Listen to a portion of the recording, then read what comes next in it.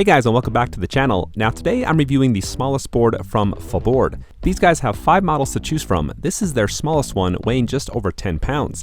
So if you're a fan of penny boards, this is the electric version of that.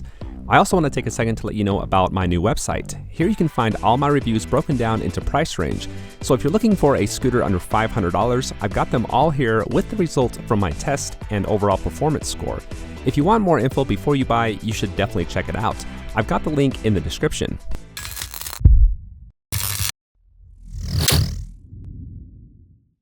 Now this is the smallest skateboard I've been on with the length of just over 27 inches. I'm used to much longer boards, which makes the board more stable, so it took me a couple hours to get used to the smaller deck. It wasn't bad, I just didn't feel as stable as I usually do right off the bat. But after a couple of hours, I hardly noticed the difference and was hitting rocks and bumps at full speed without too much thought. From the top down, the board looks pretty basic with some standard black grip tape and their gold logo near the tail, but flip it around and it gets a little more exciting with a continuation of the gold theme for the trucks. Overall, I like the design. The gold on black just looks pretty cool. The deck is made from Canadian maple and bamboo, giving it a nice flex and comfortable feel. However, it's not the most comfortable board I've ridden. The 2.95-inch wheels, which can be replaced, can take some pretty good rocks and bumps, but there's not a lot of give. My feet were vibrating pretty bad on some fairly smooth trails. I went about 1.5 miles before I needed to hop off and shake things out a bit to get the blood circulating again.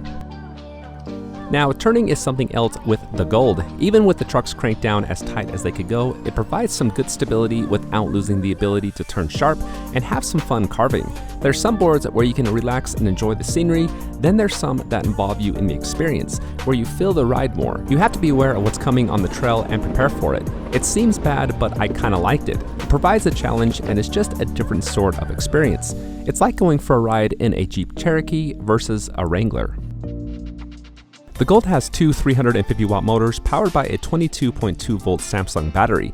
Now that battery is the biggest you can have and still be able to take on a plane. The whole design of the Gold version 2 was making it small enough to fit that standard.